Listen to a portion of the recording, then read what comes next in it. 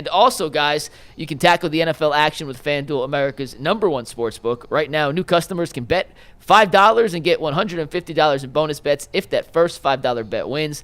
The FanDuel Sportsbook app gives you everything you need to place live bets on the NFL all in one place. So when you get a hunch in the middle of the game, you can check out the latest stats, view live play-by-play, and so much more on the same page where you place your bets. Just visit FanDuel.com/UCSS to join today. Never waste a hunch. Make every moment more with FanDuel, an official sportsbook partner of the NFL. Bull, did you think at any point in yesterday's game against the Saints that the Browns quit? I felt like I did feel like at the very end when Taysom Hill had that last run to make it 35 that the defense quit on that play. Juan Thornhill, he stopped running after Taysom Hill. I think everybody's seen the video by now. Maybe not. That was the MVS touchdown, by the way, not Taysom. That was early. Right. That was early. Okay, I'm confusing the two. But he wasn't going to catch Scantling on his best day. He's not catching him. But still, you can't stop. I thought on that last touchdown, they didn't care. They were not interested in doing what they had to do to get Taysom Hill. You never know. Saying guys are quitting is pretty strong. I think they felt defeated by that last time Taysom Hill went, and so their best effort was not there. Yeah. I think that's how I feel about it. Yeah, I don't think they quit. I really don't. The Thornhill play is bad. Like, you got to run. It looks bad on tape, but I can also show you plays across the league every week that are just like that. Yeah. Where guys are jogging and they probably But he did an awful lot of talking when he came here. For a guy who's done very little on the field. I'm not trying to defend him. I'm just saying that's not an anomaly. You see that a lot across the league. That's true. And I do think it just sort of snowballed on him. And actually, like, if you remember, like, it's really bad coming off a bye week to put up a 35-14 loss. Same thing happened. Same thing happened to Miami a couple years ago. The Browns had an extra week of preparation. They went to Miami. They got boat raced to Miami. You remember that? And all that same talk about, well, what's Kevin doing during the bye? And he should get him up out of here and get him fired. And maybe they do make wholesale changes. That's the way it's headed. I don't know. I didn't want to get into all that right now. But did they quit? I don't think they quit. I think they just got defeated by the moment. And this is what you get. And now you got a lot more games to go that aren't looking a whole lot better than what we just came off of. When you quit, you don't quit all at once. There's moments where you can see what a team is talking about. And those moments, those very small, minute details, coaches that say this all the time and they think it's cliche, either you won today or you lost today. Did you win on that play or did you lose on that play?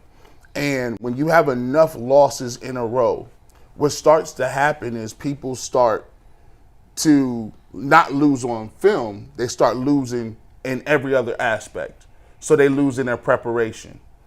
They lose in, once again, guys not being assured of who has who in the secondary. Communication. You lose with your effort play, and you start to say, well, so-and-so will make the tackle instead of you busting your tail like you're fully invested in making a play like only you can make that play.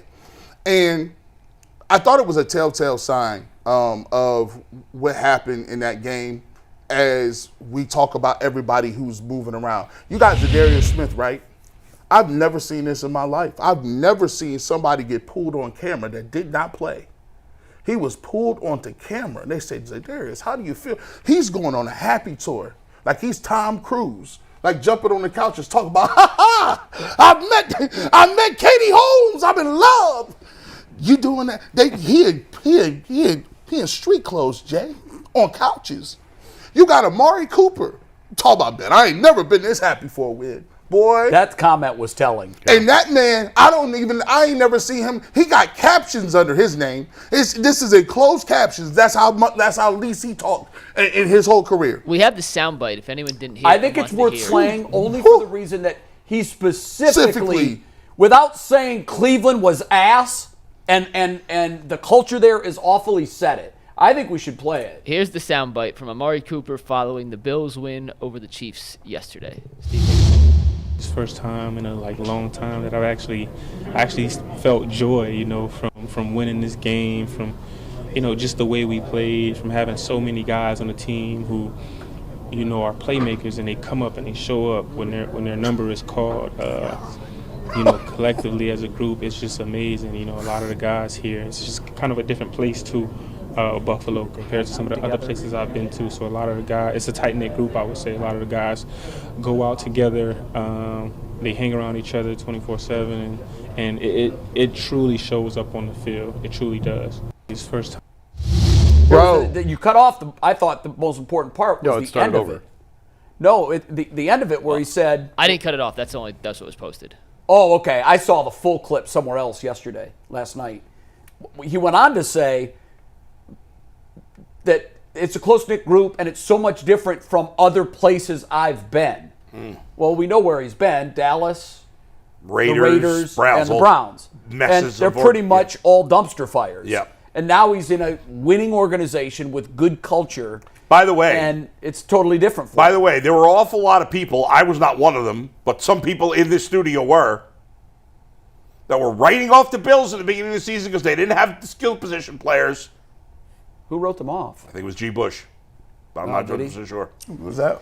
Bust out the tapes, Mike. I thought I'm I pretty was, sure you had them low down your You rankings. just at got some point friendly in the offseason. fire. like Didn't even know it. I was That like, shows you what the difference. I don't even have Bills G. takes. Bush taking strays. I was like, Bills takes. I thought I was more of a kill the Bengals takes. That's why a great quarterback makes the difference. I have to say, I have been watching and covering football. I've been covering it for 37 years. I've been watching it for over 50.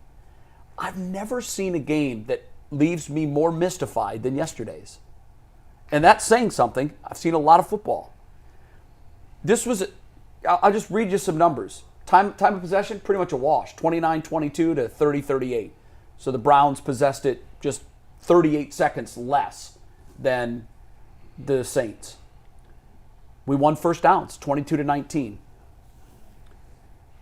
This was really interesting. The total net yards was 443 for the Browns, 473 for the Saints.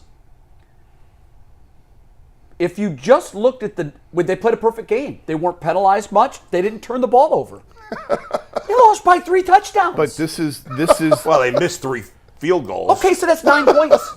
but this No, is now they lose really by- 2 because the The second one was on the same possession. Yeah, So that's true. and they missed, the extra point that they took off the board to get greedy and go for 2, and then got nothing But then in they their got hands. then they got the other 2 to But make up for that. what my point here is, so if you just looked at the stats and you didn't know what the final score was, you would say it's like a 28-24 game. I don't know who won, but everything's close. Time of possession, yards, everything is. But we won the turnover battle.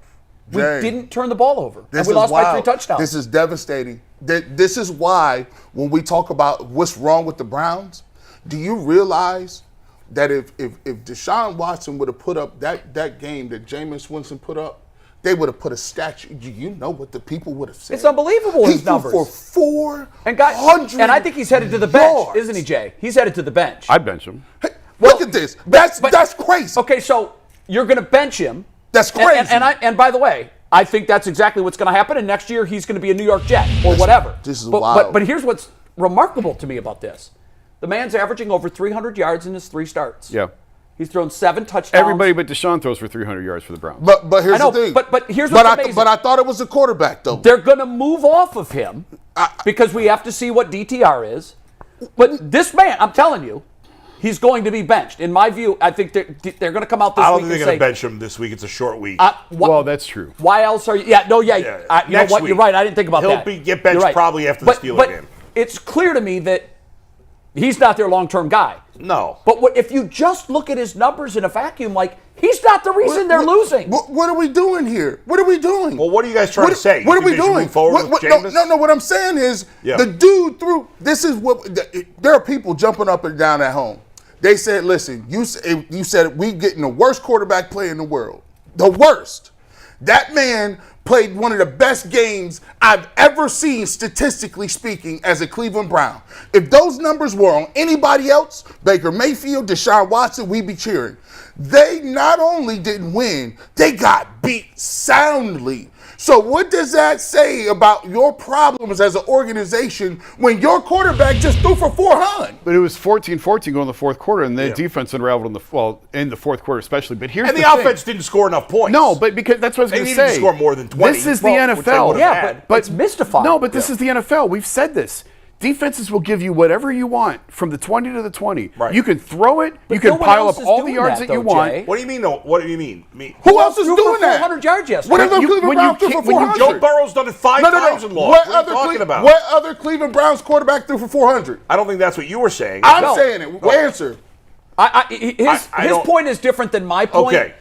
If you want to make yours, because I know where you're going with yours. The point of it is, guys, we sat here for 8 to 10 weeks, months, years, and said you can't win. We bring Sean King on here and say, yeah, the production is 130, 150. You can't win that way. The man threw for 400 yards, no interceptions. The Browns run the turnover battle. And you still lost. What does that tell you? That tells you is not just that. They got more problems. They got special teams they can't figure out. No one's going to argue with that. G. I don't understand. What I'm saying is, nobody's saying it's only the quarterback. What I'm saying is, I don't understand. I can't even fix my mouth to say that dude threw for 400, but I'm thinking about playing DTR. It's not just about you. Listen, He's gone. Winston played well. Let's not talk about the greatest game ever. You're not just judged based on yardage. He didn't get it. Listen, he played really well, but he didn't play well enough. He could have played better. He could have gotten to the end zone more. I'll take over. I know. Gee, you think you played the greatest game ever when you got 2 touchdowns? Listen, bro, he has to.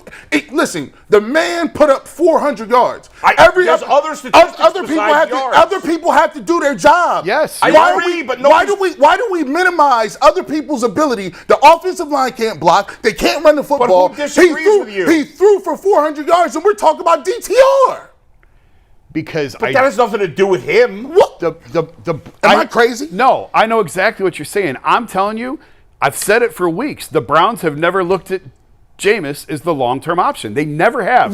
You can kill him for that. That means he probably is the long-term option. You can kill him for that. I'm just telling you. They have never looked at him Jason, that way. to that point, you lose credence when your track record is you move on from guys that might be the guy and you bring in guys that definitively are not.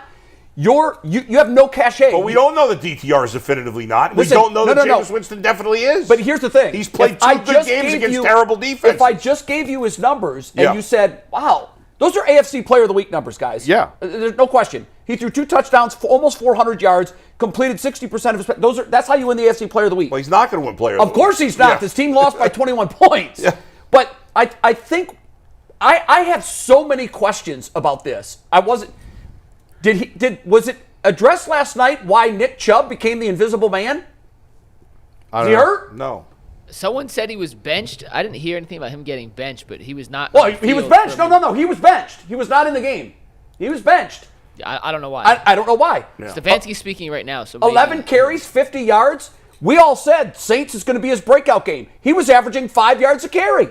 That's Nick Chubb. Yeah. What? We saw him 11 times. It was tied in the fourth quarter. Why was Nick Chubb not on the field? There's no good answer for that. But these are the things that I'm wondering, you know what Jimmy wants? Jimmy wants 30 completions and 47 attempts for 400 yards, 2 touchdowns, no picks. This is the football Jimmy's been begging for. Well, I'm not blaming Jimmy for that. That's Kevin Stefanski. Listen, you can blame Jimmy if Jimmy's telling his chief strategy officer or the chief strategy officer is telling Jimmy that's how you win in the league. No. Listen, Kevin Stefanski's the coach, Jay. If he is I listening to that, I get it. Then that's on him. But Kevin Stefanski's not even calling the plays anymore. So what I'm telling you is you want to see the ball flying all over the yard. Well, we saw it. And we lost by 3 touchdowns. 3. ESPN will deep dive this. We'll probably hear this stat later in the day. This is just my guess. It's my guess that this is the first time in NFL history that a quarterback has thrown for nearly 400 yards with 2 touchdowns, no interceptions. The team did not turn the ball over, and they lost by 3 touchdowns. You only scored 2 touchdowns. I can't add this up to make it make sense. Because this is the NFL. I bet it's happening. They give you whatever you want for the 20s. So this has happened in the NFL this year? No. I'm saying defenses will give you whatever you want, 20s to 20s. It's about the red zone. Who's scoring touchdowns? Who's kicking field goals? I understand the Browns that. missed 2 field goals. The Saints scored all it's touchdowns. A combination. I understand that. Jay, it's a combination of mostly the defense was terrible. Well, that's a big part of it. The defense was awful. Terrible. They didn't run the ball enough. Agreed.